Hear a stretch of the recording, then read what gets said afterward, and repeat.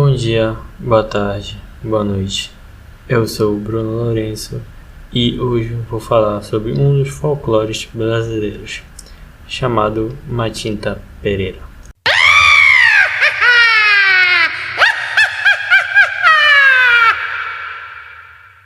Matinta Pereira é uma personagem do folclore brasileiro. Ela possui diversas versões.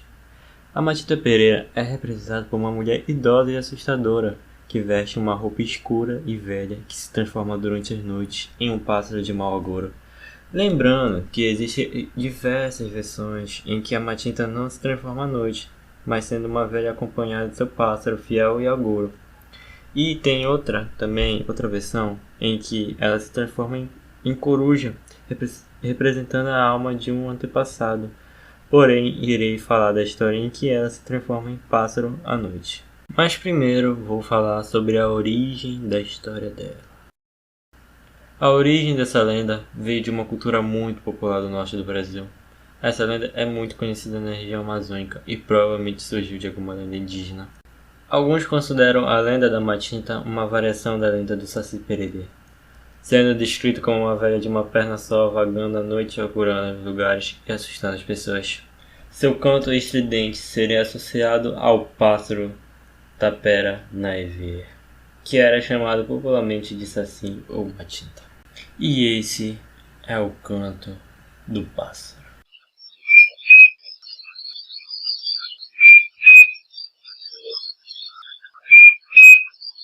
Agora finalmente irei falar sobre a história da Matinta Pereira. A Matinta Pereira, como eu disse antes, é uma velha que assombra as casas das redondezas durante a noite.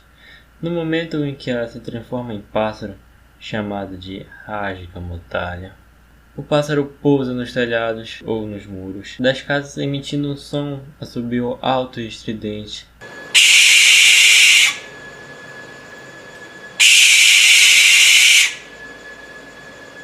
Ele faz isso para que os moradores saibam da sua presença. A Matinta costuma aparecer durante a noite ou de madrugada, perturbando o sono das pessoas. Nesse momento, algum dos moradores da casa diz, em voz alta: "Matinta, pode passar amanhã aqui para pegar um tabaco?" Após a frase ser pronunciada, o pássaro voa dali e vai até as outras casas fazer o mesmo. Vale lembrar que às vezes algumas pessoas ofereciam comida além do tabaco que era prometido.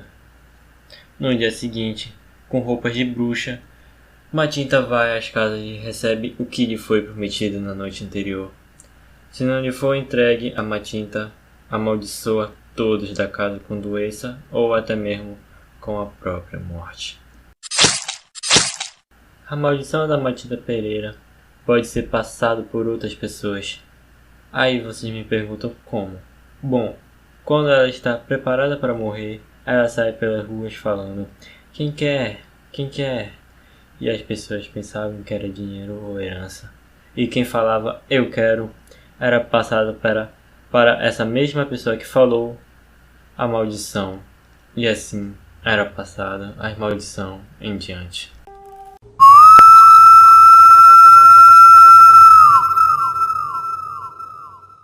E por incrível que pareça, tem como aprisionar Matinta Pereira, e a única forma de aprisionar ela é executando alguns rituais. E as etapas desses rituais é enterrar no chão, onde a Matinta passa, uma tesoura aberta com um terço e uma chave.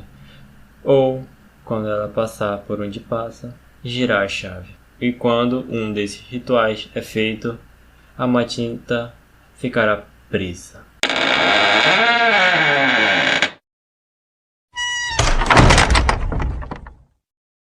Bom, espero ter gostado. Eu quis falar sobre essa lenda porque, bom, várias pessoas da minha família passaram por isso, por uma Matinta Pereira. Já viram, outras pessoas, minhas tias viram. E assim, eu quis falar porque é um assunto bem interessante, né? Falar sobre ela. É uma lenda bastante conhecida até pelas pessoas da região amazônica, né? E gostei bastante de falar sobre ela e esse foi o assunto.